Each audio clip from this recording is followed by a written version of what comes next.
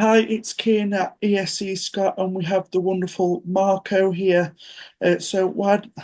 So, why don't you give us a little bit about yourself and your story, Marko? Hello, my name is Marko. I'm the Croatian representative in Eurovision this year. Right now, I'm wearing a blazer that I wore in Dora from 2022, where I finished second. So this was my second time, and now I'm finally representing Croatia, and I'm super, super excited. Obviously, I have to say congratulations on winning the national final. How's life been since you have won? Yeah, it had a few hectic moments, but I'm really like working with my team on improving the concept and just doing a lot of interviews and a lot of editorials and shoots.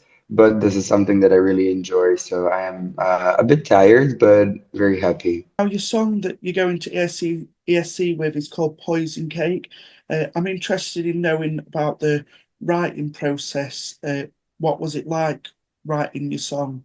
Yeah, so I got the first demo from the amazing international team from the UK, the Netherlands, and Ireland. And then me and my producer in Zagreb were making some adjustments and making it more my own. And basically, we met up in Zagreb one day and just kind of rewrote all of the parts that I thought that were a bit lacking. And then all of us added like their spoons of some ingredients, and then we made poison cake as it is today. Could you give us a little insight onto what the message is about the song Poison Cake? Yeah, the song is definitely about standing up for yourself and about any marginalized group of people just kind of saying like you can't you don't control me, you do not have power over me, and it's about like the underdog who is rising up. So it's like a villain origin story, but in a very like cute and camp way, I would say.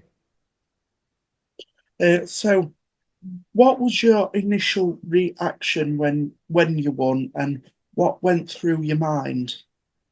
Basically, nothing went through my mind. I was feeling very, very sick during the national finals, so I was really just hoping that I do not faint or that I do not throw up. It was really, really emotional for me. But in the end, like all of these emotions settled in, and now I'm really, really proud. But in the moment of me winning, I just couldn't believe because Eurovision has been one of my biggest dreams ever, and it's amazing that I can go and chase it now. Could we get a little insight to what your staging will be like for Eurovision?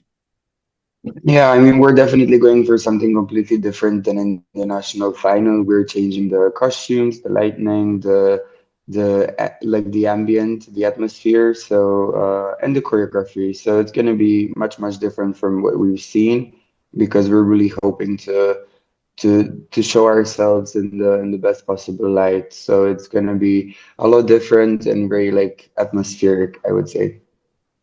So, are you a Eurovision fan? Is it always something that you've wanted to do?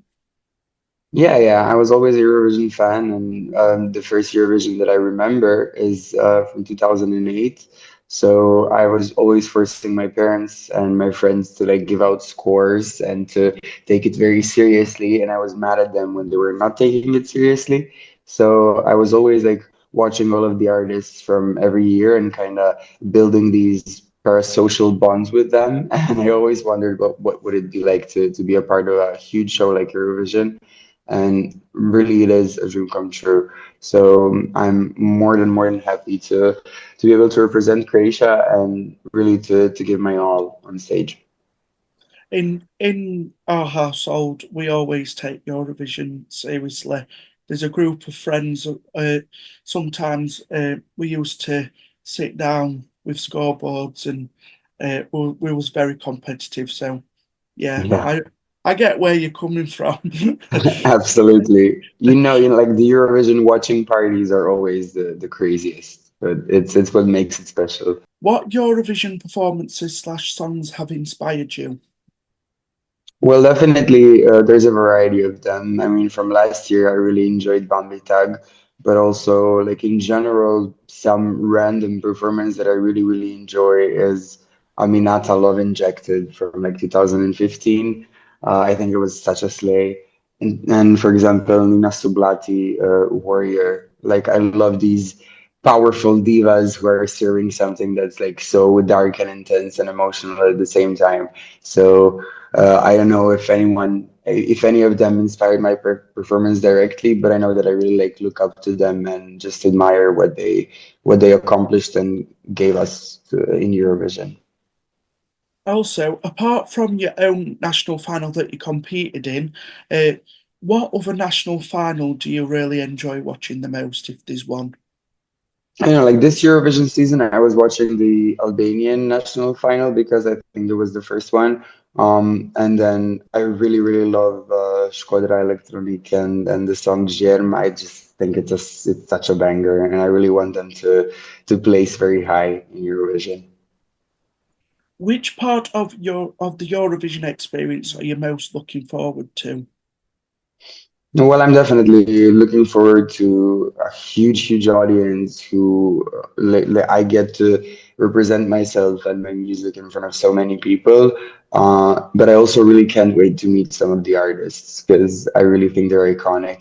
Like Mirjana with her song "Serving," Erika from Finland, Gojo from Australia. So I can't wait to meet them all in the pre-parties and to just like share our experiences. So I think it's going to be amazing. So now I've probably got a quite of a glimpse of who you like, but if you could sing one other song from the Eurovision 2025 songs as your own, which one would you like to sing? Hmm. Well, I would probably choose. I really like the Greek song because it's very emotional and it has this like Balkan emotion that I can resonate with. But also Germ from Albania. I think it would be very fun to perform it with the same choreography. So maybe that or something Greek or I don't know, like even the ballad from Serbia is a very nice song. So I would have no issues with performing that as well. Now, finally, what would it mean to you if people voted for you and your song? Well, it would definitely be a confirmation that we did our best and that the hard work is paying off. And I would be just super, super proud to know that there are people who believe in me and who believe in this whole project, and it would help me make my dream come true. So it would be very nice. Thank you so much for joining me for this Thank chat and you. good luck in Basel.